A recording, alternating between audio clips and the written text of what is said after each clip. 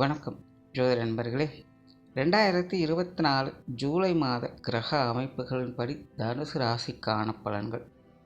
இந்த மாத கிரகங்களுடைய பெயர்ச்சிகள் இருப்பதால் மாதத்தின் முற்பகுதிகளில் ஒரு சில மாற்றங்களும் மாதத்தின் பிற்பகுதிகளில் ஒரு சில மாற்றங்களும் இருக்கும்.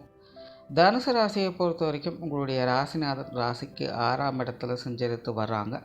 மாதத்தின் பிற்பகுதிகளில் ராசி அதிபதியோடு செவ்வாயுடைய சேர்க்கையும் இருக்கும். ஆகையால் தனுசு ராசிக்காரர்களுக்கு இந்த மாதம் அனைத்து விஷயங்களுமே ஒரு கலவையான நிலைகளையே வேலை செஞ்சுக்கிட்டு இருக்கும். சமீப காலமாகவே தனுசு ராசிக்காரர்களுடைய நிலை என்பது ஒரு மாதிரியான கட்டி போட்ட நிலைகளில் இருப்பது போன்ற உணர்வுகளை பெற்று வருவாங்க. 7 சனி காலங்களில் தான் எல்லா வழிகளுமே அடைக்கப்பட்டு என்ன செய்கிறதுன்னு தெரியாமல் தலைவலியோடு இருந்து வந்த நிலைகளில் இப்போ 7 சனி முடிந்தாச்சு. பல விஷயங்களும் வாய்ப்புகளும் கிடைக்கப்பெறுது. இருப்பினும் அதை சரியான முறையில் செயல்படுத்த முடியல அப்படிங்கிற ஒரு சங்கடங்கள் இருந்து கொண்டு வரும். முன்ன மாதிரி உத்வேகத்தோடு எதையுமே செயல்படுத்த முடியல அப்படிங்கிற மாதிரியான மன இயக்கங்கள் உருவாகும்.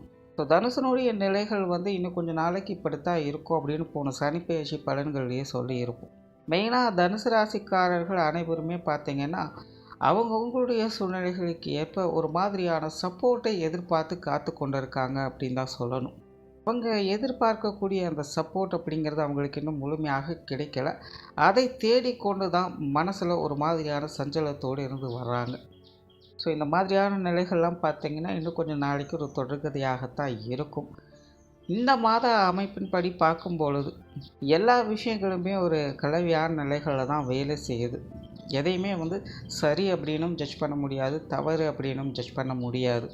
கடமையை செய், பலனை எதிர்பாராதே அப்படிங்கிற மாதிரியான மைண்ட் செட்டில் தான் தனுசு ராசிக்காரங்க செயல்பட வேண்டிய மாதமாக இருக்குது.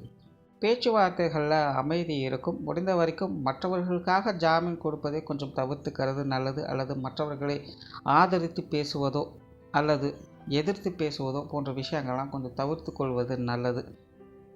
சொத்துக்கள் மற்றும் வாகன ரீதியான விஷயங்கள்லாம் கொஞ்சம் நிதானம் தேவைப்படும். முடிஞ்ச அளவுக்கு இந்த லீகலான விஷயங்கள்லாம் கொஞ்சம் கவனம் எடுத்துக்கங்க. பொதுவாகவே இப்போது சமீப காலமாக இந்த சொத்து சுகங்கள் வாகன ரீதியான விஷயங்கள்லாம் தேவையில்லாத விஷயங்களில் ஈடுபடுவதை பார்க்க முடியும். நீங்கள் வேண்டாம் அப்படின்னு ஒதுங்கி இருந்தாலும் கூட ஏதோ ஒரு ஆசை வார்த்தைகளை காட்டி உங்களை ஏதோ ஒரு விஷயத்துக்குள்ளே சிக்க வைக்க முயற்சி பண்ணும். அது போன்ற விஷயங்கள்லாம் கொஞ்சம் கவனத்தோடு செயல்படுறது நல்லது. முடிஞ்ச வரைக்கும் இந்த தனுசு ராசியை பொறுத்த வரைக்கும் இந்த சொத்துக்கள் விஷயங்கள் வாகன ரீதியான விஷயங்கள்லாம் லீகல் ஃபார்மாலிட்டிஸோடு ஃபாலோ பண்ணிக்கிறது தான் நல்லது. பொருளாதாரம் சார்ந்த விஷயங்கள் சமாளிக்கக்கூடிய நிலைகள் இருக்குது. கொடுக்கல் வாங்கல் விஷயங்கள் திருப்திகரமாக இருக்கும். குறிப்பாக மாதத்தின் முற்பகுதிகளில் பொருளாதார விஷயங்கள் சமாளிக்கக்கூடிய நிலைகள் இருக்குது. ஆனால் மாதத்தின் பிற்பகுதிகளில் பொருளாதார நிலைகளில் சற்று சுணக்க நிலை என்பது ஏற்படும். அந்த நேரங்களை மட்டும் கொஞ்சம் கவனம் எடுத்துக்கங்க. பொது விஷயங்கள் மற்றும் பொது காரியங்கள் அனைத்தையுமே ஒரு கலவையான தன்மைகளே வேலை செய்யும். வெளி இடங்களில் கொஞ்சம் சூழ்நிலை சந்தர்ப்பங்களை அனுசரித்து போய்க்கிறது நல்லது. ஆன்மீக ரீதியான விஷயங்கள் சாதகமாக இருக்கும். சமீப காலமாகவே தனுசு ராசியை பொறுத்த வரைக்கும் இந்த ஆன்மீக சம்பந்தப்பட்ட விஷயங்கள் மட்டும்தான் தனுசு ராசிக்காரங்களுக்கு ஒரு மன ஆறுதல் தரக்கூடிய விஷயங்களாக அமையுது. இந்த மாதம் அது போன்ற விஷயங்களை எதிர்பார்க்கலாம். பிரயாணம் சார்ந்த விஷயங்கள் திருப்திகரமாக இருக்கும். மாதத்தின் முற்பகுதிகளில் சாதகமான அமைப்புகளை எதிர்பார்க்கலாம். மாதத்தின் பிற்பகுதிகளில் பிரயாணங்கள் வகையில் கொஞ்சம் தடை தாமதங்கள், தேவையில்லாத அலைச்சல்கள், விரயங்கள் போன்ற விஷயங்கள் உடன் இருக்கும். இருந்தபோதும் பிரயாணங்கள் வகையில் சாதகமான அமைப்புகள் என்பது உண்டு. காரியங்கள் மற்றும் செயல்பாடுகள் வகையில் ஒரு மாதிரியான தொய்வான நிலைகளை பார்த்து வருவாங்க. மாதத்தின் முற்பகுதிகளில் ஒரு சில மன சஞ்சலங்கள், கலக்கங்கள் போன்ற விஷயங்கள் இருக்கும். எல்லா விஷயங்களுமே கொஞ்சம் தள்ளி போட்டு தான் செயல்படுத்திட்டு வருவாங்க. ஆனால் மாதத்தின் பிற்பகுதிகளில் தொழில் காரியங்களில் முழுமையாக ஈடுபடுவதற்கான வாய்ப்புகள் உண்டாகும்.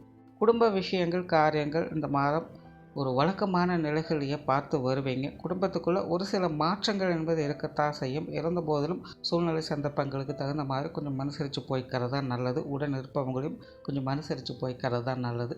பெற்றோர்கள் சார்ந்த விஷயங்கள் ஒரு அளவான அமைப்போடு இருக்குது. குறிப்பாக மாதத்தின் முற்பகுதிகளில் கொஞ்சம் சமாளிக்கக்கூடிய நிலைகள் இருக்கும்.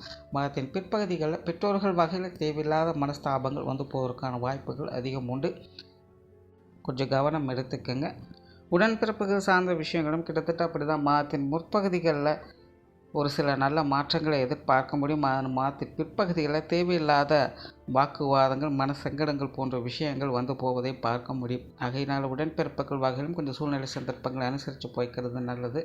கணவன் மனைவி உறவுகளுக்குள்ள சில சுமூகமான மாற்றங்கள் இருப்பினும் சில தேவையில்லாத வாக்குவாதங்கள் அப்படிங்கிறது தவிர்க்க முடியாததாகத்தான் இருக்கும்.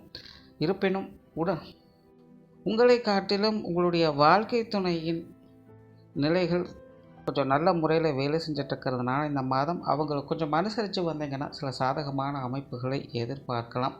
குழந்தைகள் சார்ந்த விஷயங்கள் பெரும்பாலும் வழக்கமான நிலைகளில் இருக்கும்.